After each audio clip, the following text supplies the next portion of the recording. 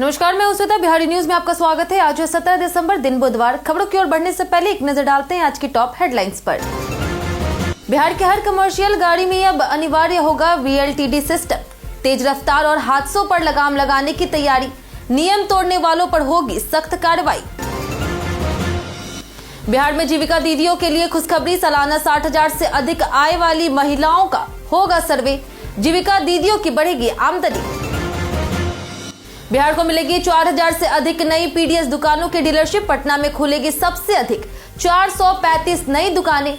शहरी और ग्रामीण क्षेत्रों में राशन वितरण होगा आसान और पारदर्शी। बिहार में बनेगी नई एजुकेशन सिटी। 2025 से 2030 तक 50 लाख करोड़ रुपए से निवेश और रोजगार होगा दोगुना। उच्च शिक्षा और कौशल विकास संस्थान एक साथ होंगे विकसित। बिहार सरकार का बड़ा कदम। ऑपरेशन भूमि दखल देहानी से SC/ST पर्चेधारियों को मिलेगा जमीन पर दखल। अवैध कब्जा करने वालों पर होगी कड़ी कार्रवाई। BPSC 70वीं मेंस परीक्षा का परिणाम हुआ जारी। 5,401 अभ्यर्थी हुए सफल। 2,035 पदों के लिए इंटरव्यू जल्द होगा शुरू। आज भारत और दक्षिण अफ्रीका के बीच होगा चौथा T20 मैच। लखनऊ में दिखेगा कड़ा मुकाबला। टीम में बड़े बदलाव की है संभावना। चलिए एक नजर डालते हैं आज की 25 बड़ी खबरों की ओर। BTSC में पंप ऑपरेटर के 191 रिक्त पदों पर 12 जनवरी तक करे आवेदन। सरकारी नौकरी की तलाश कर रहे युवाओं के लिए बिहार तकनीकी सेवा आयोग यानी कि BTSC ने पंप ऑपरेटर के 191 रिक्त पदों पर भर्ती की घोषणा की है। आवेदन प्रक्रिया ऑनलाइन शुरू हो चुकी है और 12 जनवरी 2026 तक जारी रहेगी। इस भर्ती के लिए 10वीं कक्षा पास और मशीनिस्ट फीटर ITI सर्टिफिकेट आवश्यक है। न्यूनतम आयु 18 वर्ष है, जबकि अधिकतम आयु सामान्य वर्ग के लिए 37 वर्ष, अनरिजर्व महिला और पिछड़ा या फिर अत्यंत पिछड़ा वर्ग के लिए 40 वर्ष, SC/ST के लिए 42 वर्ष निर्धारित है। पदों का वर्गवार विवरण: जनरल के लिए 77, EWS के लिए 19, SC के लिए 31, ST के लिए 2, EBC के लिए 33, BC के लिए 23, वहीं BC फीमेल के लिए 6 है। आवेदन btsc.pariksha.nic.in पर जाकर के किया जा सकता है। आवेदन शुल्क सभी वर्ग के लिए 100 रुपए है। बिहार की हर कमर्शियल गाड़ी में अब अनिवार्य होगा VLTD सिस्टम। बिहार सरकार ने सड़क सुरक्षा और सार्वजनिक हित को प्राथमिकता देते हुए राज्य के सभी वाणिज्यिक वाहनों में वाहन लोकेशन ट्रैकिंग डिवाइस यानी कि VLTD और इमरजेंसी बटन अनिवार्य करने का फैसला लिया है। परिवहन मंत्री श्रवण कुमार ने साफ कहा कि नियमों की अनदेखी अब बर्दाश्त नहीं होगी। अभी केवल 30 से 40% सार्वजनिक वाहनों में यह सिस्टम लागू है, जो चिंता का विषय है। VLTD से वाहन के रियल टाइम लोकेशन, गति और रूट पर निगरानी होगी, जिससे तेज रफ्तार, नियम उल्लंघन और हादसों पर लगाम लगेगी। यह डिवाइस खासकर महिलाओं और बच्चों की सुरक्षा के लिए अहम मानी जा रही। तय समय में पालन न करने वालों पर सख्त कार्रवाई होगी। दुनिया का सबसे बड़ा 33 फीट शिवलिंग जनवरी में पहुंचेगा बिहार। दुनिया का सबसे बड़ा शिवलिंग 4 जनवरी तक बिहार के चकिया स्थित विराट रामायण मंदिर पहुंचेगा। 33 फीट ऊंचा और 210 मीट्रिक टन वजन का यह ब्लैक ग्रेनाइट शिवलिंग तमिलनाडु, आंध्र प्रदेश, महाराष्ट्र और मध्य प्रदेश होते हुए उत्तर प्रदेश में स्वागत के बाद बिहार आएगा। बिहार में इसे आरा, छपरा, मसरक, मोहम्मदपुर, कजरिया और केशरिया सहित 10 से 15 जगहों पर पूजनीय बनाया जाएगा। इस शिवलिंग पर 108 सहस्त्र लिंगम बने हैं। मंदिर 1080 फीट लंबा और 540 फीट चौड़ा होगा, जिसमें 18 शिखर और 22 मंदिर शामिल होंगे। निर्माण 3 करोड़ रुपए में हुआ। BPSC 70वीं मेंस परीक्षा का परिणाम हुआ घोषित। 5,401 अभ्यर्थी हुए सफल। BPSC ने 70वीं संयुक्त मुख्य यानी कि मेंस परीक्षा का परिणाम मंगलवार को जारी कर दिया, जिसमें 5,401 अभ्यर्थी सफल हुए। परीक्षा 25 से 30 अप्रैल 2025 तक पटना के 32 केंद्रों पर आयोजित की गई, जिसमें कुल 20,034 उम्मीदवार शामिल हुए थे। सफल अभ्यर्थियों को इंटरव्यू के लिए बुलाया जाएगा, जो 120 मार्क्स का होगा और डेट जल्द जारी की जाएगी। इस परीक्षा के जरिए कुल 2,035 पदों पर भर्ती होनी है। औसतन हर पद पर 10 अभ्यर्थी सफल हुए। प्री परीक्षा में 4.83 लाख ने आवेदन किया था। परीक्षा का रिजल्ट आयोग की वेबसाइट पर उपलब्ध है। बिहार को मिलेगी 4,000 से अधिक नई PDS दुकानों की डीलरशिप। बिहार सरकार ने बढ़ती आबादी और राशन कार्ड धारकों की संख्या को देखते हुए राज्य में 4,942 नई सरकारी राशन दुकानों की डीलरशिप देने का फैसला लिया है। इसका उद्देश्य शहरी और ग्रामीण क्षेत्रों में पीडीएस व्यवस्था को सुगम और पारदर्शी बनाना है।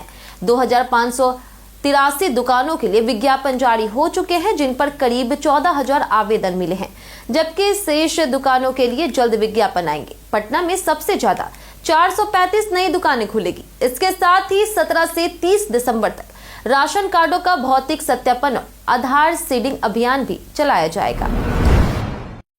बीएसएससी दूसरी इंटर लेवल भर्ती 2025 के लिए आवेदन की तारीख बढ़ी। बिहार कर्मचारी चयन आयोग यानी कि बीएसएससी ने दूसरी इंटर लेवल भर्ती 2025 के लिए ऑनलाइन आवेदन की अंतिम तिथि 15 जनवरी 2026 और शुल्क जमा करने की अंतिम तिथि 13 जनवरी कर दी है।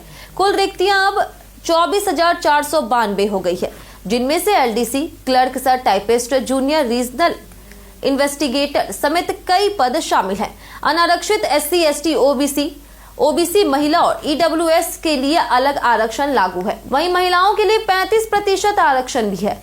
न्यूनतम योग्यता 12वीं पास है। कुछ पदों के लिए टाइपिंग या फिर कंप्यूटर कौशल जरूरी है। चयन प्रारंभिक परीक्षा, मुख्य परीक्षा और स्किल टेस्ट के आधार पर होगा। ऑपरेशन भूमि दखल देहानी से एससी, एसटी पर्चाधारियों को मिलेगा जमीन पर दखल। बिहार सरकार ने एससी, एसटी पर्चाधारियों को उनकी आवंटित भूमि पर 100% दखल कब्जा सुनिश्चित करने के लिए ऑपरेशन भूमि दखल देहानी शुरू की है। इस अभियान के तहत बेदखली करने वाले किसी भी व्यक्ति के खिलाफ कड़ी कानूनी कार्रवाई की जाएगी। उप मुख्यमंत्री विजय कुमार सिन्हा ने कहा कि गरीब और कमजोर वर्ग की भूमि पर अवैध कब्जा बर्दाश्त नहीं किया जाएगा। राजस्व और भूमि सुधार विभाग सभी मामलों को संवेदनशीलता और प्राथमिकता के साथ निपटाएगा। वहीं संविधान और एससी, एसटी अत्याचार निवारण अधिनियम के तहत पर्चाधारियों को उनका वैध अधिकार तुरंत दिलाना सरकार की सर्वोच्च प्राथमिकता है। बिहार में बनेगी नई एजुकेशन सिटी। बिहार सरकार ने 7 निश्चय पार्ट 3 को मंजूरी देते हुए बिहार के समग्र विकास के लिए औपचारिक काम शुरू कर दिया है। इस योजना के तहत 2025 से 2030 तक 50 लाख करोड़ रुपए के निवेश को आकर्षित करने और रोजगार के अवसर दोगुने करने का लक्ष्य है। विशेष रूप से शिक्षा क्षेत्र में नई एजुकेशन सिटी स्थापित की जाएगी, जिसमें उच्च शिक्षा, शोध और कौशल विकास संस्थान एक साथ विकसित होंगे। पुराने प्रतिष्ठित शिक्षण संस्थानों को सेंटर ऑफ एक्सीलेंस बनाया जाएगा। उच्च शिक्षा विभाग भी गठन किया जाएगा। वहीं इस योजना से बिहार को शिक्षा, रोजगार और निवेश के नए दौर में अग्रणी बनाने की रणनीति तैयार की गई है। पंप स्टोरेज परियोजना से बिहार के 8,000 लोगों को मिलेगा रोजगार। बिहार सरकार ने नवादा में 2 पंप स्टोरेज परियोजनाओं के लिए सहमति पत्र पर हस्ताक्षर कर दिए हैं, जिनमें कुल 2,120 मेगावाट क्षमता के बिजली घर बनाए जाएंगे। इस परियोजना में 13,000 करोड़ रुपए का निवेश होगा, जिसमें ग्रीनको एनर्जीज 7,800 करोड़ और सन पेट्रोकेमिकल्स 5,200 करोड़ का योगदान देंगे। 6 साल में पूरी होने वाली इस परियोजना से लगभग 8,000 लोगों को रोजगार मिलेगा। ऑफ स्ट्रीम और क्लोज्ड लूप टेक्निक का उपयोग कर नदियों के प्राकृतिक प्रवाह पर प्रभाव डाले बिना नवीकरणीय ऊर्जा उत्पन्न होगी। यह भारत के नेट जीरो उत्सर्जन लक्ष्य में योगदान देगी। जीविका दीदियों की बढ़ेगी आमदनी, सरकार कराएगी विशेष सर्वे। बिहार में जीविका दीदियों के लिए एक बार फिर खुशखबरी है। नीतीश सरकार अब मुख्यमंत्री महिला रोजगार योजना से जुड़ी उन महिलाओं का सर्वे कराएगी जिनकी सालाना आय 60,000 रुपए या फिर उससे अधिक है। इन महिलाओं को लखपति दीदी बनाने की योजना के तहत शामिल किया जाएगा, ताकि उनकी वार्षिक आय कम से कम 1 लाख रुपए हो सके। इसके लिए जीविका की ओर से विशेष रणनीति, अतिरिक्त आर्थिक सहायता, प्रशिक्षण और तकनीकी सहयोग दिया जाएगा। पहले चरण में रोजगार योजना के लाभुक महिलाओं को प्राथमिकता मिलेगी। राज्य में पहले ही 31 लाख जीविका सदस्य लखपति दीदी बन चुकी है। बिहार के सभी जेलों में बंदियों के लिए बनेंगे ई श्रम कार्ड। बिहार की जेल व्यवस्था में बड़े सुधार की तैयारी है। राज्य की सभी जेलों में बंदियों के लिए ई श्रम कार्ड बनाए जाएंगे, ताकि रिहाई के बाद उन्हें रोजगार और सामाजिक सुरक्षा योजनाओं का लाभ मिल सके। बाढ़ के विधायक डॉक्टर सियाराम सिंह ने बताया कि हर जेल में मनोचिकित्सक की तैनाती होगी और खान-पान सहित अन्य व्यवस्थाओं में बदलाव किए जाएंगे। विधानसभा कारा कार्य सुधार समिति ने जेलों के मासिक निरीक्षण का निर्णय लिया। 15 सदस्यीय इस समिति का उद्देश्य जेलों को सजा का नहीं बल्कि सुधार और पुनर्वास का केंद्र बनाना है। समिति का कार्यकाल 31 मार्च 2026 तक है। खगड़िया में 19 दिसंबर को लगेगा जॉब कैंप। खगड़िया के बेरोजगार युवाओं के लिए 19 दिसंबर 2025 को जिला नियोजनालय परिसर में 1 दिवसीय जॉब कैंप का आयोजन किया जा रहा है। इसमें देश की प्रतिष्ठित company L&T construction skills training institute भाग लेगी और लगभग 200 युवाओं को रोजगार मिलेगा। चयनित अभ्यर्थियों को प्रशिक्षण के दौरान प्रतिमाह 15,414 रुपए स्टाइपेंड, निःशुल्क हॉस्टल और भोजन मिलेगा। Formwork, masonry, steel fixing, scaffolding, industrial electrician, fitter और वेल्डिंग जैसी टेक्निक पदों पर चयन होगा। आयु 18 से 33 वर्ष से, न्यूनतम लंबाई 155 सेंटीमीटर, NCS पोर्टल पंजीकरण और शैक्षणिक प्रमाण पत्र जरूरी है। पोस्टिंग हुगली, पश्चिम बंगाल में होगी। अगले 3 दिन बिहार में छाया रहेगा कोहरा। बिहार के 102 स्थानों पर अगले 3 दिनों तक सुबह हल्के से मध्यम स्तर पर कोहरा रहेगा, जबकि दिन चढ़ने के साथ आसमान साफ हो जाएगा। सुबह और शाम ठंड का असर बना रहेगा। वहीं मौसम विभाग के अनुसार अधिकतम और न्यूनतम तापमान में अगले 3 से 4 दिनों तक खास बदलाव नहीं होगा और मौसम शुष्क रहेगा। सोमवार को अधिकतम तापमान 24.3 डिग्री से 28.6 डिग्री और न्यूनतम तापमान 9.9 डिग्री से 16.4 डिग्री के बीच रहा। भागलपुर के सबौर में सबसे कम तापमान और फारबिसगंज में सबसे अधिक तापमान दर्ज हुआ। वहीं पटना, मुजफ्फरपुर और पूर्णिया में भी कोहरे और ठंड का असर रहेगा। बिहार के शिक्षकों को जनवरी से मिलेगा प्रमोशन। बिहार सरकार ने राज्य के सभी प्रारंभिक, माध्यमिक और उच्च माध्यमिक स्कूलों में कार्यरत शिक्षकों के प्रमोशन प्रक्रिया जनवरी से शुरू करने का निर्णय लिया। प्राथमिक और माध्यमिक शिक्षा निदेशालय ने प्रोन्नति के लिए आवश्यक तैयारी शुरू कर दी है और समय तालिका बनाई जा रही। शिक्षा विभाग ने निर्देश दिए हैं कि शिक्षक सेवा निरंतरता और अन्य गाइडलाइन के अनुसार सभी देय सुविधाएं प्राप्त करें। सरप्लस शिक्षकों का पूर्ण वितरण किया जाएगा और वेतन संरक्षण के तहत बकाया भुगतान तुरंत किया जाएगा। साथ ही स्कूल परिचारियों का प्रशिक्षण और कंप्यूटर टाइपिंग अभ्यास भी सुनिश्चित किया जाएगा। पटना जिले में स्कूल न जाने वाले बच्चों की होगी सूची तैयार। पटना जिले में 6 से 9 वर्ष आयु वर्ग के स्कूल के अलावा बाहरी बच्चों की पहचान के लिए घर घर सर्वेक्षण शुरू किया जाएगा। 6 से 14 साल के बच्चों को उम्र के अनुसार कक्षा में नामांकन कराया जाएगा, जबकि 15 से 19 साल के उन बच्चों को चिन्हित किया जाएगा जिन्होंने 10वीं या 12वीं की पढ़ाई पूरी नहीं की है। इन बच्चों के डेटा के प्रबंध पोर्टल पर अपलोड किए जाएंगे। बीबोस के माध्यम से इन्हें 10वीं और 12वीं की बोर्ड परीक्षा में शामिल होने का अवसर मिलेगा और परीक्षा का पूरा खर्च शिक्षा विभाग वहन करेगा। सर्वे दिसंबर अंत तक पूरा करने का लक्ष्य रखा गया है। बिहार के पंकज त्रिपाठी को मिला प्रियदर्शन की कॉमेडी फिल्म में मौका। बॉलीवुड अभिनेता पंकज त्रिपाठी को फिल्म मेकर प्रियदर्शन की आने वाली कॉमेडी फिल्म में मुख्य भूमिका निभाने का मौका मिला है। प्रियदर्शन ने बताया कि यह फिल्म हंगामा या हेरा फेरी जैसी कॉमिक शैली की होगी और कहानी उन्होंने लगभग फाइनल कर ली है। पंकज इससे पहले प्रियदर्शन की फिल्म आक्रोश में काम कर चुके हैं। इसके अलावा पंकज की लोकप्रिय वेब सीरीज मिर्जापुर अब फिल्म के रूप में भी रिलीज होगी, जिसमें वे कालीन भैया के किरदार में नजर आए। मिर्जापुर मूवी में अली फजल, दिव्येंदु शर्मा और जितेंद्र कुमार भी प्रमुख भूमिकाओं में होंगे। वहीं शूटिंग 2026 में शुरू होगी। सहरसा में रिश्वत लेते राजस्व कर्मचारी रंगे हाथ हुए गिरफ्तार। बिहार के सहरसा में निगरानी विभाग ने रिश्वत लेते हुए राजस्व कर्मचारी राहुल कुमार को रंगे हाथों गिरफ्तार किया। आरोपी पतरघट अंचल कार्यालय में तैनात था और जमीन के परिमार्जन के एवज में 5,000 रुपए रिश्वत मांग रहा था। मामला रन बहादुर सिंह की शिकायत पर सामने आया, जिसकी जांच में आरोप सही पाया गया। इसके बाद निगरानी अन्वेषण ब्यूरो के धावा दल ने कार्रवाई करते राहुल कुमार को घूस के पैसों के साथ गिरफ्तार किया। गिरफ्तार आरोपी को पूछताछ के बाद विशेष न्यायालय निगरानी भागलपुर में पेश किया जाएगा। यह कार्रवाई राज्य में भ्रष्टाचार के खिलाफ सतत निगरानी का उदाहरण है। महिलाओं के फोन में जरूर सेव होने चाहिए ये हेल्पलाइन नंबर। आजकल महिलाओं को अकेले या फिर रात में बस यात्रा करनी पड़ती है, जिसमें सुरक्षा सबसे अहम होती है। किसी भी आपात स्थिति में तुरंत मदद के लिए कुछ जरूरी हेल्पलाइन नंबर पहले से मोबाइल में सेव करना जरूरी है। भारत का all in one emergency number 112 police, ambulance और फायर ब्रिगेड के लिए है। महिला पुलिस हेल्पलाइन 1090 और 1091 तथा महिला सहायता नंबर 181 24 घंटे उपलब्ध है। आपातकाल में एम्बुलेंस सेवा के लिए 108 डायल करें। यह नंबर समय पर मदद दिलाने और सुरक्षित यात्रा सुनिश्चित करने में बेहद उपयोगी है। पटना में बीच सड़क पर बसें रुकी तो परमिट होगा रद्द।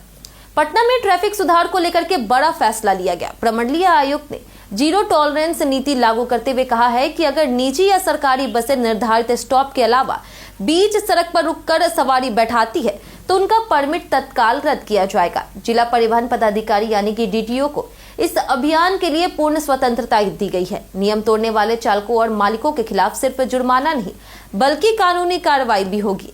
गांधी मैदान और अन्य शहरी क्षेत्रों पर विशेष फोकस रहेगा ताकि यातायात सुचारू और जाम मुक्त बनाया जा सके। मृत शिक्षक टैगिंग से आवासीय प्रशिक्षण लक्ष्य पूरा करने में हो रही परेशानी। ई शिक्षा कोष पोर्टल पर मृत, सेवानिवृत्त और सेवा छोड़ चुके शिक्षकों की जानकारी अपडेट न होने के कारण आवासीय प्रशिक्षण के लिए उनकी गलत टैगिंग हो रही।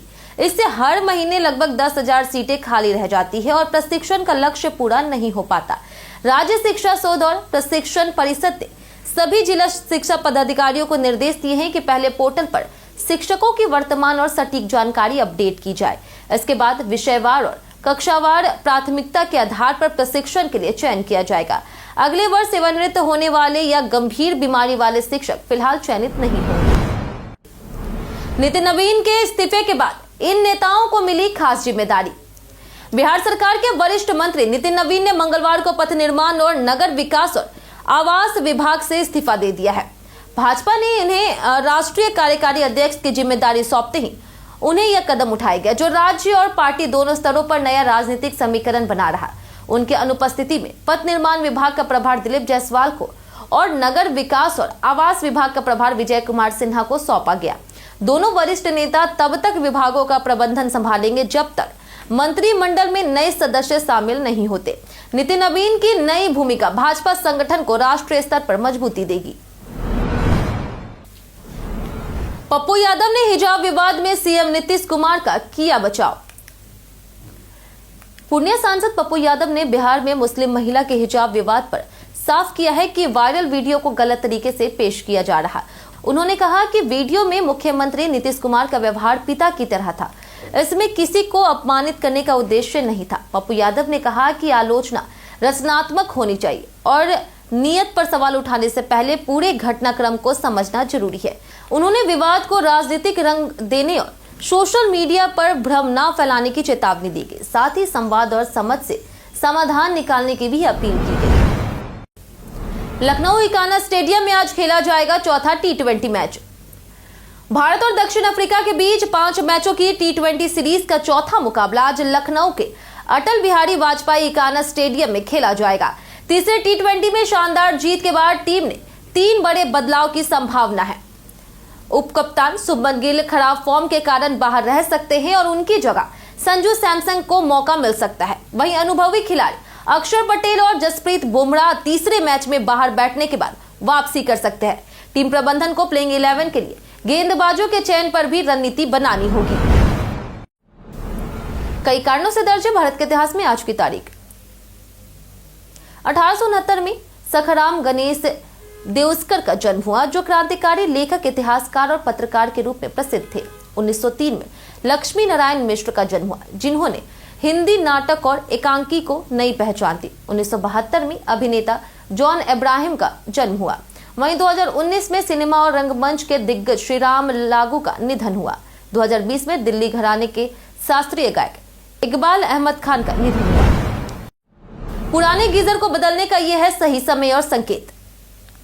सर्दियों में गीजर का इस्तेमाल बढ़ जाता है लेकिन लंबे समय तक यूज के बाद यह सही तरीके से काम नहीं करता। अगर गीजर से अजीब आवाजें आ रही हो, पानी लीक हो रहा हो, बार बार खराब हो रहा हो या फिर बिजली का बिल असामान्य रूप से बढ़ गया हो तो यह संकेत है कि गीजर बदलने का समय आ गया। पानी का कचरा जमना, पार्ट्स का ज्यादा गर्म होना और ऊर्जा की अधिक खपत समस्याएं बढ़ाती है। ऐसे में नया और एनर्जी एफिशिएंट गीजर लेना सही रहेगा जिससे सुरक्षा, बजट और बेहतर गर्म पानी की सुविधा सुनिश्चित होती है। हम प्रतिदिन आपसे 5 ऐसे जरूरी सवाल उसके जवाब बताएंगे जो कि बीपीएससी, बिहार पुलिस दरोगा समेत एसएससी जैसे अन्य प्रतियोगी परीक्षाओं में काम आएंगे। सवाल इतिहास, बिहार स्पेशल, विज्ञान, करंट अफेयर्स और भूगोल से रहेंगे। पूछे गए पांचों सवाल में आपने कितना सही जवाब दिया, ये हमें कमेंट करके जरूर बताएं। हमारा पहला सवाल है कि मोक्ष कल्याणक किस समुदाय के लोगों के द्वारा मनाया जाता है? Option A Hindu, option B है जैन, ऑप्शन सी है सिख, ऑप्शन डी है ईसाई। इसका सही जवाब है ऑप्शन बी जैन। हमारा दूसरा सवाल है कि शेरशाह सूरी के मकबरे का डिजाइन किसने तैयार किया था? ऑप्शन ए है उस्ताद अहमद लाहौरी, ऑप्शन बी है उस्ताद ईशा सिराजी, ऑप्शन सी है मीमर सिनान या फिर ऑप्शन डी मीर मोहम्मद अलीवाल खान। इसका सही जवाब है ऑप्शन डी मीर मोहम्मद अलीवाल खान। हमारा तीसरा सवाल है कि इनमें से किस ग्रंथ में हृदय सूत्र और हीरा सूत्र शामिल है? ऑप्शन ए है विमल कृति निर्देश, ऑप्शन बी है सुरधम पुंडरीका, ऑप्शन सी है सुखावती विवाह, ऑप्शन डी है प्रज्ञा पारमिता। इसका सही जवाब है ऑप्शन डी प्रज्ञा पारमिता। हमारा चौथा सवाल है कि बिहार में गंगा की सबसे बड़ी सहायक नदी कौन सी है? ऑप्शन ए है गंडक, ऑप्शन बी है कोसी, ऑप्शन सी है महानदी या फिर ऑप्शन डी घाघरा। इसका सही जवाब है ऑप्शन डी घाघरा। हमारा आखिरी सवाल है कि जयप्रकाश नारायण की जीवनी किसने लिखी? ऑप्शन ए है राजेंद्र प्रसाद, ऑप्शन बी है रामवृक्ष बेनीपुरी, ऑप्शन सी है कर्पूरी ठाकुर, ऑप्शन डी आचार्य शिवपूजन सहाय। इसका सही जवाब है ऑप्शन बी रामवृक्ष बेनीपुरी। बीते दिन हमारे द्वारा पूछे गए सवाल का जवाब आप लोगों में से बहुत लोगों ने हमारे कमेंट बॉक्स सेक्शन में लिख कर दिया है। जिन्होंने हमारे द्वारा पूछे गए सवाल का जवाब दिया उनके नाम है उत्तम कुमार, मिथिलेश कुमार, अब्दुल मनान, रंजीत कुमार, सबिता कुमारी, नंदिनी कुमारी, राजकिशोर महतो, राजीव कुमार, अमन कुमार, युवराज प्रदीप पंडित, मधेश्वर मुखिया, रणधीर कुमार, दीपक कुमार, श्याम नंदन कुमार, खुशबू सिंह, हरिराम प्रसाद, अशोक दास, विजय कुमार, ब्रजमोहन, लक्ष्मी मेहता, नौशाद रजा, पंकज राज, चंपा देवी, शिव शक्ति, वीना कुमारी, नरेंद्र कुमार सिन्हा, कृष्ण प्रसाद, धनेश्वर साहू, नवल ठाकुर, राकेश कुमार, अंकित शर्मा, राजकुमार, नगेंद्र राय, विजय घायल, मंटू सोनी, राम बाबू दास, लाली राम और लईवा खातून। इसी के साथ बढ़ते हैं आज के सवाल की ओर। आज का सवाल है, आपको क्या लगता है क्या बिहार आज भी दूसरे राज्यों से पीछे है? आप अपना जवाब हमें हमारे कमेंट सेक्शन में लिखकर जरूर बताएं। आज के लिए इतना ही। बिहार की तमाम खबरों के साथ बने रहने के लिए देखते रहे बिहारी न्यूज, और साथ ही अगर आप यूट्यूब चैनल पर देख रहे हैं तो चैनल को सब्सक्राइब करें, और अगर आप फेसबुक पेज पर देख रहे हैं तो लाइक और फॉलो जरूर करें।